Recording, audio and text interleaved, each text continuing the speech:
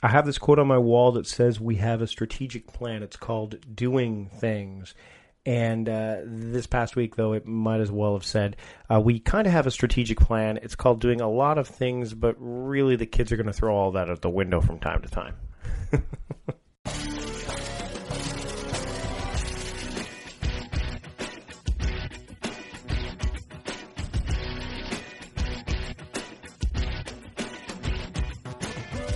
It's Mike Vardy here, and we are back with another week of the Productivityist podcast. It is late on a Sunday evening, Mother's Day, and the plan was to record this on like Thursday. And the reason I'm recording this at this time of evening is because I finally have a chance to. It's been a crazy week, and I want to talk about it, actually. It's been a crazy 10 days. My wife, who is more amazing now than I even realized, went away on a trip, and it was an awesome trip. She had a great time, but it was the first time she's actually gone away for an extended period of time. I've done it plenty of times with the travel that I do for Productivityist, but she had never really done this before. And not since both kids were around. And so we're at a point where luckily my children are old enough, at least one of them is, where I can get some help. So I had planned to take this week off in terms of most coaching calls and anything that required any kind of presence on my part in terms of being anywhere at a particular time. And for the most part, that worked. And I wanted to go over the things that I did over the past, week and a bit that kind of allowed me to function and get through the things that I needed to do, and ultimately even do some of the things I really wanted to do. And most of the things that I wanted to do involved the two people that I was, home with, which were my children. I'm not going to insinuate or pretend that this is like what every single parent can do. By no stretch of the imagination is that even remotely what I would think, because 10 days in and I'm exhausted and ready for a beer and a bed. So I can only imagine what it would be like to do it consistently. So this isn't necessarily going to be a remedy for the single parent who is struggling to get and stay productive. It's more for the person who has something major that happens, or some scheduling change that involves them having more responsibility, whether it's at home or at work, that will force them to make some significant shifts in their workflow. In this case, I am definitely going to be focusing on the home office / home husband father component, because that's where obviously I can speak to after this past experience. But you'll be able to take some of this stuff and apply it elsewhere. So first off, I want to talk about the kind of what I normally would go through in a week. And I've talked about my routines before. And for those of you who have been following my work for a while, theming is a big part of what I do. It's not just for the month, but I also have daily themes that kind of guide my week. So I have called it weekly theming, and it does follow in that kind of vein, because what happens is every week you could look at a Monday and know that this is the kind of activities you're going to focus on a Monday, and Tuesday, Wednesday, and so on. The nice thing about theming is that even in an instance where you are going to have some significant flux in what normally would be going on in home or at work, you can make those changes and still have kind of a waypoint to look at. So sort of those, I don't want to say breadcrumbs, more like little pebbles that you can use that say will offer you some clues as to what you need to do next. So, for example, my wife left on the 30th of April. So that was her last day in town. What I did was, during this time off for my wife, is I looked at the things that she did that I normally don't do, and added them to my task management application. Now, in this case, it's Todoist, but you could use any one you want. You could even use a reminders app if you wanted to. And this is a case where maybe reminders apps would be helpful because these are differences in your regular routine. So having a reminder app go off at, say, 9 at night to say, hey, pack lunch for son might have been the best thing to do because it's a different type of trigger. Now, because I check my task app regularly, Todoist had it there. And I did make sure I put a time on it, at least initially, because it wasn't part of my regular routine. So while I'm not a big believer in using time as a ruler, when you are making a shift or you're facing an unusual set of circumstances, or trying to make a change, having some kind of schedule management is really important, especially when you're dealing with children, because children need to be on a schedule. If they are on a schedule and they have routines, then things go much smoother. If they don't, then anarchy reigns, and then you have problems such as they're tired the next morning, they're cranky at night, things aren't getting done properly that they need to do. So you need to have routines established, and schedule management is key for that. I've talked about this when I talked about task management. I think the kids are amazing task managers. Especially before they go into school. Once they get into school, we start to teach them more of the elements of time and how time plays a factor in the world. When you are dealing with two children and you're the only adult there who's had either a modicum of understanding of what time impacts you, or even in my case where I lived and breathed this stuff, it was really key for me to make sure that I had schedule management going on for the things that I didn't normally handle. So things like packing lunches, things like, even simple things like, sweeping and mopping the floors, making sure that those were done regularly. I do those when I'm prompted, but normally it's an individual that prompts me to do those things. That individual wasn't there, and I didn't want to be doing any of the things like, hey, Anne, I know you're at the Eiffel Tower right now, but could you tell me where what I used to mop with, or that kind of, I wanted to make sure all that stuff was set up front. That sounds really like, wow, you're useless and stuff like that. I know what to do with this stuff, and that's maybe not the best example. But the point is that I needed to have those triggers set up, and in some cases, those triggers are from my partner who says, hey, can you help me out with this, and can you help me with that? There are triggers I already have set up. And we've used this, we've talked about this when I have my daddy duty days. So the theming of the week, Wednesdays are daddy duty days and Saturdays are family days. Those days I don't require triggers. I don't need to know, okay, it's time to make dinner, because Wednesday, that's what I do. Same thing with Tuesday, because my wife works Tuesdays and I take care of dinner on Tuesdays. In some cases, we prepare it in advance, so it's not that big a deal for me to just pop it into the oven or whatever. But the point is that the triggers are already there.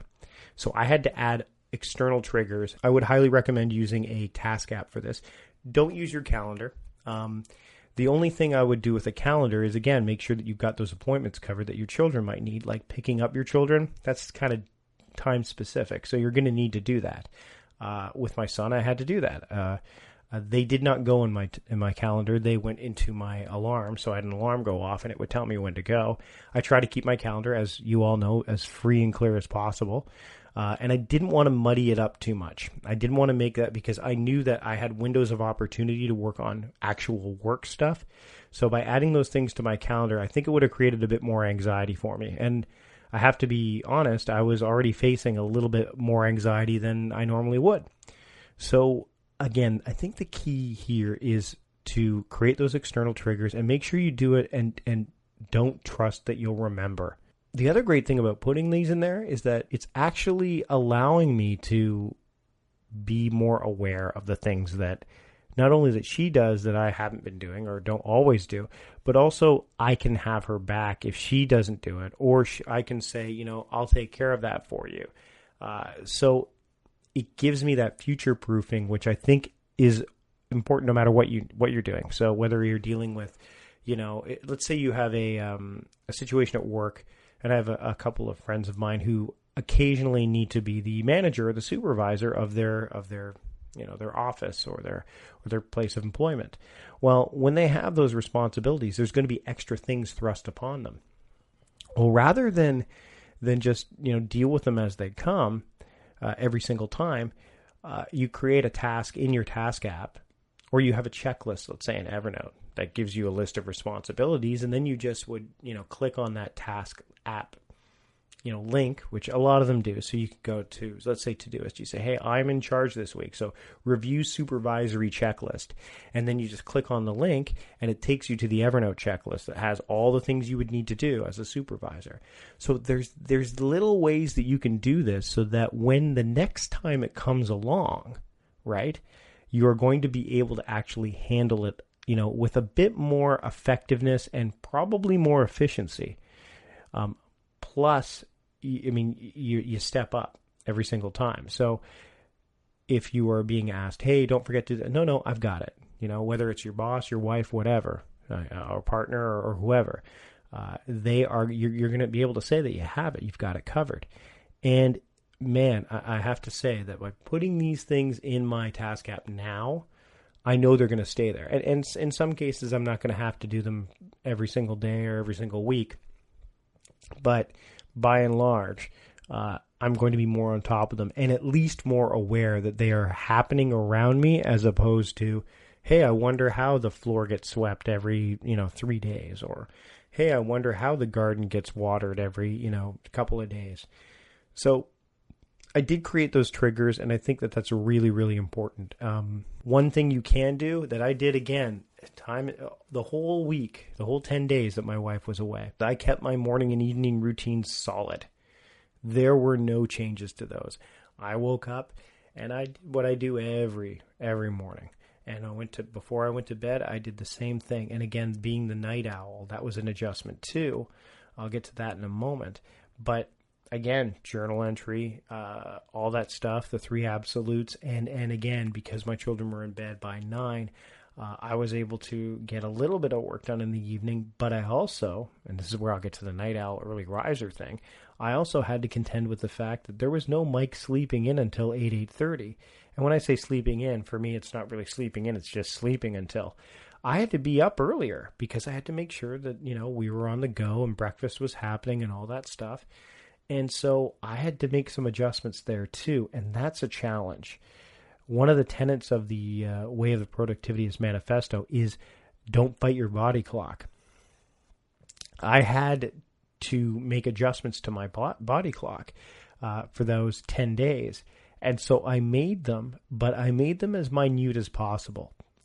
I know a lot of people are tempted when they make a big shift in their workflow or something's going to happen. They're like, I'm going to get up early and tackle the world, or I'm going to stay up super late and make sure that happens. Nope, couldn't do it. So I made some adjustments. I made sure I was in bed by no later than midnight, and I got up at 7. That was the majority of it. There were instances where actually I had to get up early one day because I was doing a guest spot on a podcast, so I was up earlier than usual on the Monday. There were some instances where I slept in a little bit, but I also made sure that I had everything ready the night before, so I could just get up at 8 o'clock and, breakfast was ready and everything was set up. I took care of that. And that was the other thing, is I think if you're going to make some slight adjustments and that, all right, I know I'm going to have to get up a little bit earlier or stay up a bit later, what can I do to make that as successful as possible? So I would do things like have the loaf of bread next to the toaster with the spoon and the knife and the peanut butter and the plate sitting there. So I'd wake up and go, oh yeah, toast, right. Son wants toast. I would know that. So I wouldn't have to, go, where's the toast? I'm not a good morning person. And yeah, it sounds kind of, well, why would you waste your time doing that? It's about that decision fatigue. It's the same reason why Merlin Mann would say, hey, put your bag in front of the door. So that way if the only way you can get out is by, walking through your bag, so you're not going to forget it. This would be a life hack of sorts. If you want to, conceivably call it that. And there was a couple instances where I stayed up a little bit later, but I got up early. I only got the 5 hours in, let's say. So let's say I think one day I was up till 2 a.m. and I got up at 7. But it was a day that I did that on days where I knew my son was going to be in daycare. So I then would take a nap midday. which I haven't been able to do in a long time, but I had to do it because otherwise I wouldn't get the sleep I needed. So again, making those adjustments, making conscious choices, and being both intentional and, paying attention to all that's going on is going to be really helpful. And having a proper productivity approach, no matter what you're using, GTD, Agile, Kanban, whatever, just those kind of things will help you for situations like this, because by no means was this a walk in the park. And again, to single mothers out there, first off, it's a belated Happy Mother's Day, but Happy Mother's Day to all the mothers out there. But for those single mothers that are out there, I salute you. I mean, it's single parents, not just single mothers, but single parents. It's not an easy thing to be with your children all day, or the majority of the day. It's a challenge. It's fun. I had a blast. We did toy fair. We did comic book day. We played Lego. We read. We had fun. We sprayed each other with. It got really hot here, and we sprayed each other with water and stuff like that. It was great, but it can't all be fun and games, and it can be draining. I learned a lot over the last 10 days. I learned, that I do take my wife for granted from time to time. I'm probably not alone in that. I learned that each of my kids, they were actually okay with, they're home with me most of the time, so it wasn't a huge departure for them. But I learned a lot about, hey, I need to make some adjustments here. How can I do that in a way that will benefit all of us? How do I make a quick dinner adjustment because of what we had, or we're being served at this book party? Oh, you're having pizza there? Okay, well, that means that we're not going to be either eating pizza the night before, or we're going to go out to dinner and you're going to skip pizza at the book party. Like, you make these slight, subtle adjustments because you've got all the other stuff taken care of. It's not, it's not preoccupying your mind. Your mind is being used to make decisions and critical decisions, as opposed to trying to remember the thing that you probably shouldn't have to remember because you've set yourself up for it later. And there are going to be instances where you're going to have to make quick decisions, and it's better if you have more room for that quick decision to be made because you have more room to move. Your brain will have a little bit more nimbleness because it's going to be sitting there going, okay, I can handle this. I have no problem with this because you've given me the space I need to make a good, concrete, solid decision on this, as opposed to, I don't know what to do because I'm so full. So good luck with getting anything really quickly out of here, let alone quickly and an effective plan. So this is where I realized, after all the 10 days, the big realization, of course, is my wife's amazing. She's phenomenal. She does so much for us, and this was a huge not eye-opener, but it was a big one. I've learned a lot in that regard, but I've also learned that my productivity approach works it's so well ingrained in me now that the theming of the days and using proper, modes to work by and focusing on those and letting the action items come up as kind of the third level of looking at my work, and then schedule management, instead of looking at the calendar as the place where all that stuff belongs, figuring out the ways that I should be managing my schedule, whether it's according to, priority, or whether it's according to like morning or evening or even specific time of day. And again, the theming has a lot to do with schedule management as well.